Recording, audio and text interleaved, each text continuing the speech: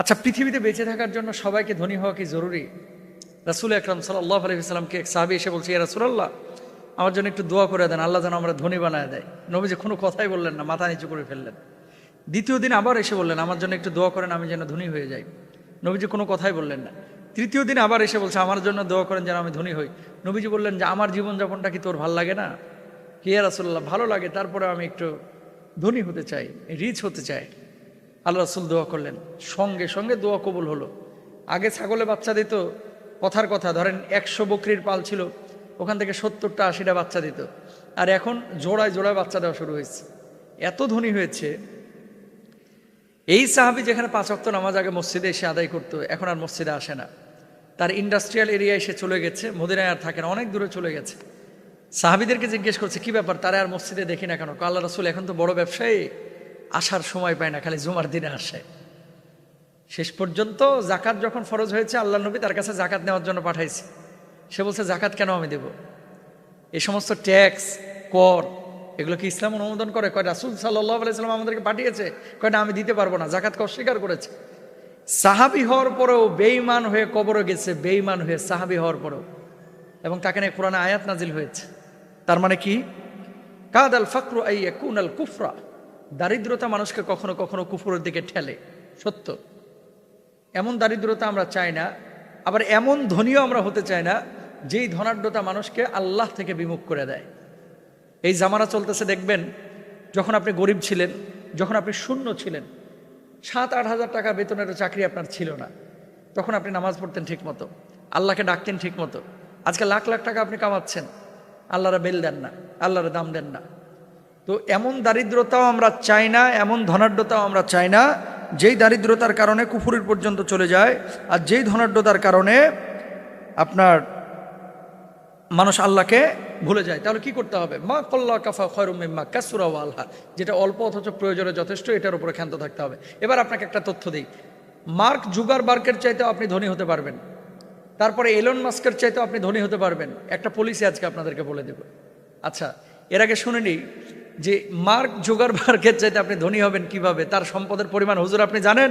মোল্লা মানুষ, মুন্সি মানুষ, এখন হয়তো বা অনেকে এটা বলবে, আপনি জানেন তাদের সম্পদের পরিমাণ?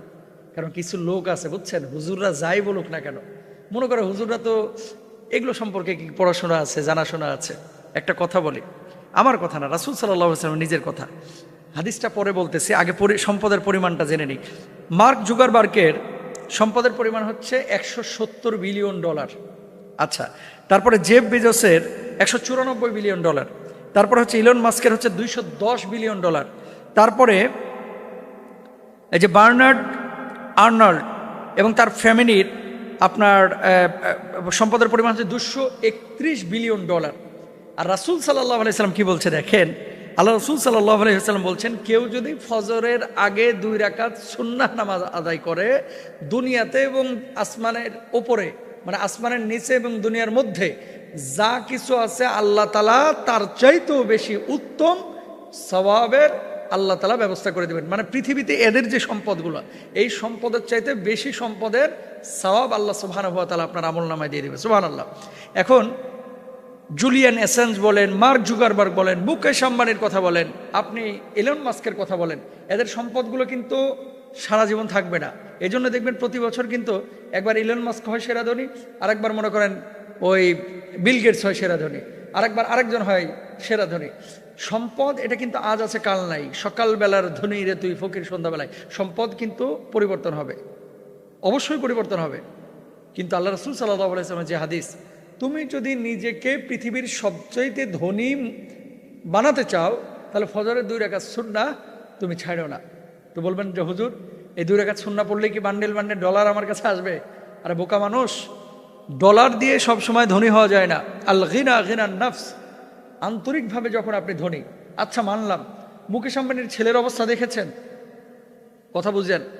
মুকেশ আম্বানি যে তার ছেলের জন্য 1250 কোটি রুপি খরচ করলো, এই ছেলেটা অসুস্থ, এই ছেলেটা ঠিকমতো হাঁটতে পারে না, এই ছেলেটা ঠিকমতো খেতে পারে না, বিয়ের অনুষ্ঠানেও সে খায় নাই, নিজের বিয়েতে সে খাইতে পারে নাই। কেন?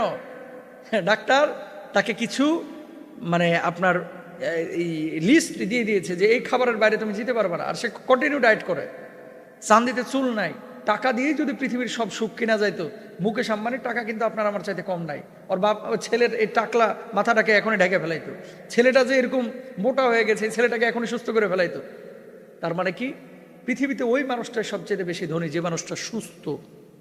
আপনি টাকা যা কামান, আগে চিন্তা করেন আপনি সুস্থ কিনা।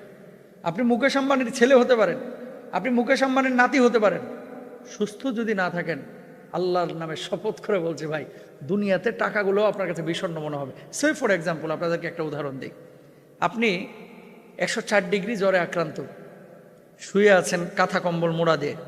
আপনার বউ এসে বলছে, এই জামালের আব্বা, তোমার জন্য আজকে রোস্ট করলাম, পোলাও করছি, রসগোল্লা আনছি, সাভার থেকে গিয়া জামগড়ার ভালো দইও নিয়ে এসি, আর আব্বা বাড়ি থেকে দেশি হাঁস পাঠাইছে, 8-9টা আইটেমের একেবারে সেই রকম করে ভুনা করে তরকারি রান্না করে রসগোল্লা দিয়ে জামাই সামনে দিয়েছেন। জামাই খাওয়া তো দূরের কথা, কানের ওপরে দিয়ে কান ধাবা ধরা লাগবে। জ্বর হয়েছে আর এখন খাবার আমার সামনে দিতেছিস, এখন কি আমার খাওয়ার সময়? কারণ আমার তো সুস্থতার মুভমেন্ট নাই। এই জন্য প্রিয় ভাইরা আমার, আন্তরিকভাবে ধনী হন। ধনী হওয়ার জন্য আমলের সাথে সম্পৃক্ত হন। পৃথিবীর বুকে ওই মানুষটাই ধনী যে মানুষটা সুস্থ জীবনযাপন করতেছে। টাকা আজ আছে কাল থাকবে না, সুতরাং কার কত টাকা আছে এদিকে খেয়াল না করে আমি কি করতেছি, আমার আমলের পরিমাণটা কি, এগুলো নিয়ে আমরা খেয়াল করি, একটু আত্মপর্যালোচনা করি। আল্লাহ আমাদের তৌফিক দান করুন।